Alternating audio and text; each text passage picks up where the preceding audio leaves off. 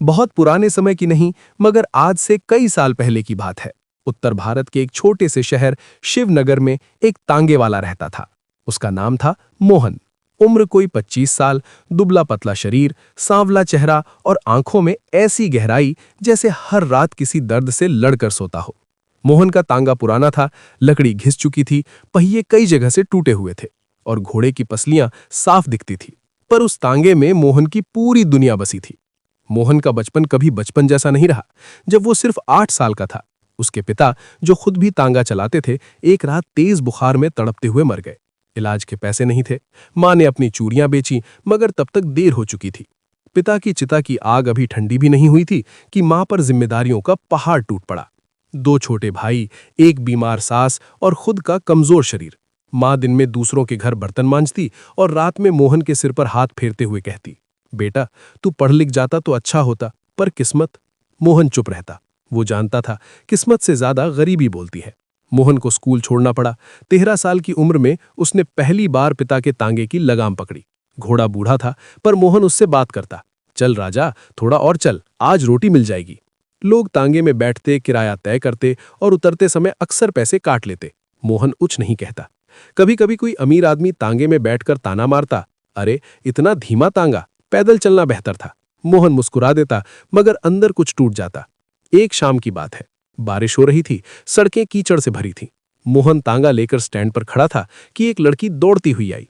भीगे बाल, सादी साड़ी, आंखों में दर्द। भैया, मुझे अस्पताल चलना है, जल्दी। मोहन ने बिना सवाल पूछे तांगा मोड़ दिया। रास्ते में पता चला उस लड़की का नाम पूनम था। उसकी मां अस्पताल में मौत से लड़ रही थी।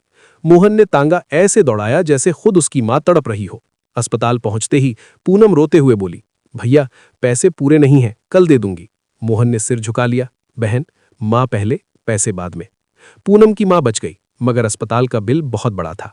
पूनम गरीब थी, पिता बचपन में ही गुजर गए थे। मोहन ने अपने थोड़े से पैसे दिए। यहीं से दोनों के जीवन जुड़ गए। धीरे धीरे पूनम मोहन की मां की सेवा करने लगी। मोहन पूनम के लिए दवा लाने लगा। दोनों जानते थे वे गरीब हैं, मगर दिल अमीर होने लगा। एक दिन मोहल्ले के लोगों ने फुसफुसाना शुरू किया, अरे तांगे वाला और वो लड़की रोज साथ रहते हैं। मोहन की मां ने डरते हुए कहा, बेटा, लोग बातें बना रहे हैं। मोहन बोला, अम्मा, मैंने कुछ गलत नहीं किया। पूनम ने दूरी बनानी चाहिए, मगर दिल कैसे माने। शहर का सबसे बड़ा साहूकार था सेठ रघुनाथ। उसकी नजर पूनम पर पड़ गई। एक दिन उसने अपने आदमी से कहलवाया, लड़की को समझाओ, वरना मां के इलाज का कर्ज याद दिलाओ। पूनम डर गई। मोहन को सब पता चला। वो पहली बार सेठ की घर गया। सेठ जी, लड़की गरीब है, उस पर दया कीजिए। सेठ हंसा, तांगे वाले, तू मुझे सिखाएगा। एक रात सेठ के गोदाम में आग लग गई। सुबह सुबह मोहन को पकड़ लिया गया। तूने बदला लेने के लिए आग लगाई। मोहन चिल्लाया, मैं निर्दोष हूं। कोई सुनने वाला नहीं था। मोहन को जेल भेज दिया गया। मां रो रो कर बीमार पड़ गई। पूनम समाज से लड़ती रही। जेल में मोहन को मारा गया, भूखा रखा गया। रात को वो पिता की आवाज सुनता, हिम्मत मत हार बेटा। मोहन हर रोज दीवार पर खरोच बनाता। एक दिन कम, एक उम्मीद बाकी। 1 साल बाद असली आग लगाने वाला पकड़ा गया। सेठ का ही आदमी था। मोहन रिहा हुआ, मगर बाहर आकर उसने देखा मां मर चुकी थी, तांगा बिक चुका था, घोड़ा भी नहीं रहा। मोहन टूट गया।